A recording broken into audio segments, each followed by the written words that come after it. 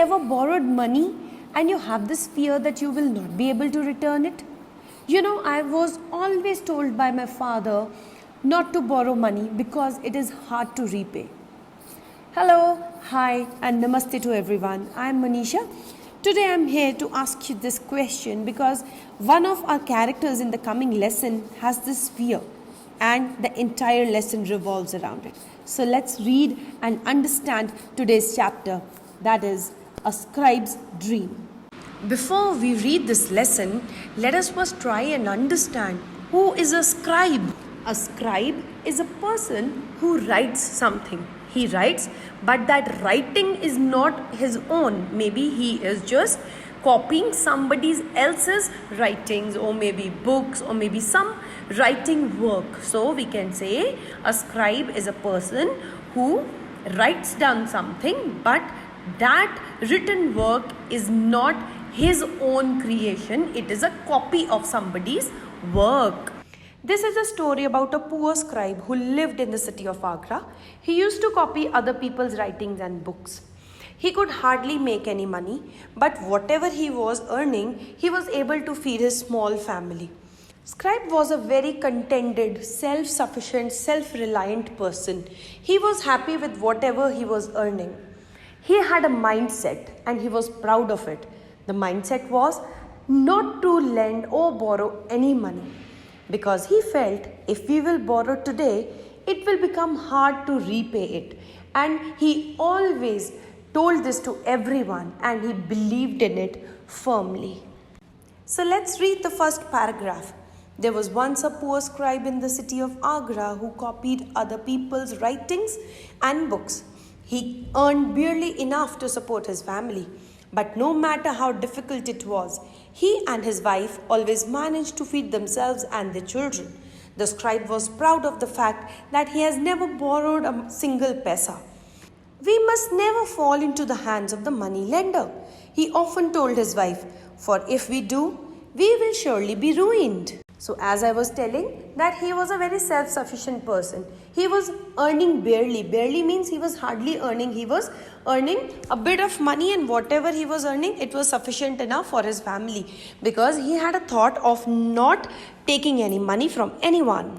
So he often used to explain it to his family that we shouldn't take any money from anyone, because this is going to spoil our peace of mind. It is going to spoil our family. It is going to spoil us. So one fine night, Scribe was sleeping and having this fear in his mind of taking money from someone, he had a very, very bad dream. He got a nightmare that he has borrowed 100 gold coins from a money lender, and this made his life hell. So let's read the next paragraph. The scribe worried so much about his lack of money and his fear of borrowing that his worries even found a place in his dreams.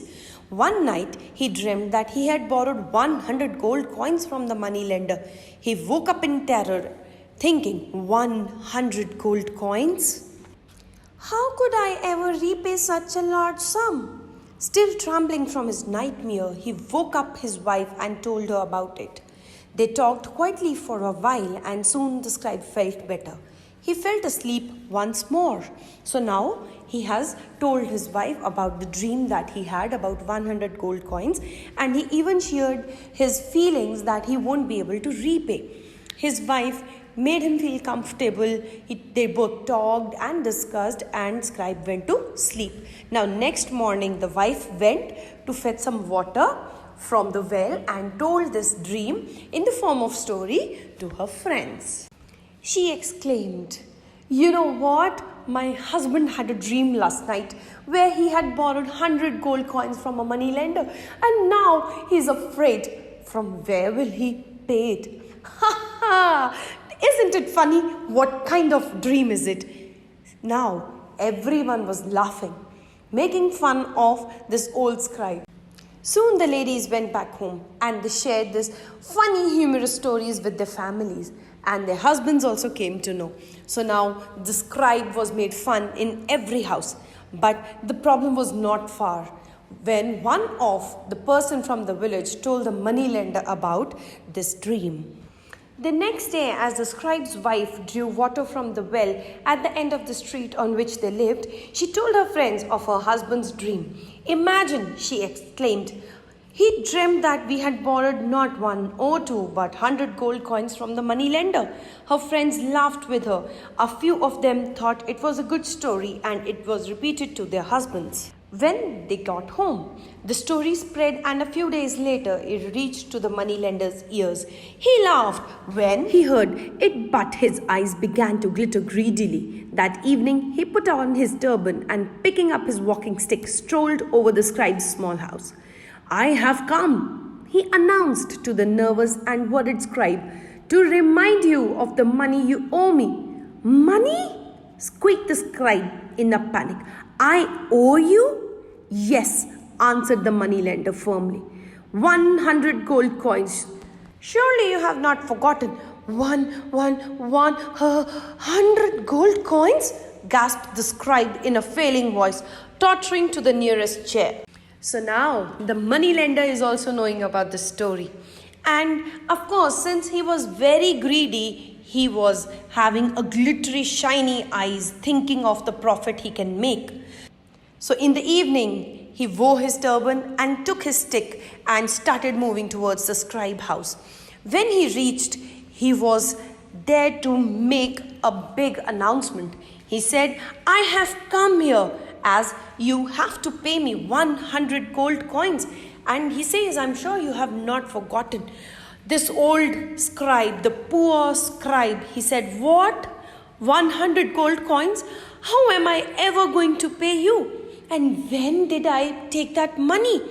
This scribe is in a problem now. The scribe's wife, who had been listening from an inner room, came hurrying out. "But it was only a dream," she cried. "You cannot ask us to return money that has only been borrowed in a dream. Money is money," said the moneylender, "and the money borrowed must be returned. You will have to start tomorrow. I am a good man, a kind-hearted man, and so I shall not demand it all back at once. 1 gold coin a month will do. And then there will be the interest above that as well." With these words, he stood up and left. The scribe began to mourn softly. His wife sat down suddenly, her knees giving way beneath her. So now this entire incident is heard by scribe's wife, and she came and she confronted this moneylender, saying that that money was only borrowed in a dream. "How can you ask for the money which was borrowed in a dream? We have not actually taken any rupee from you." But the moneylender was smart enough. He said, "Whatever it is money, so whatever you have taken from me, you have to return me back." And he said that you need not to give me all 100 gold coins right away. You have to pay me 1 gold coin every month.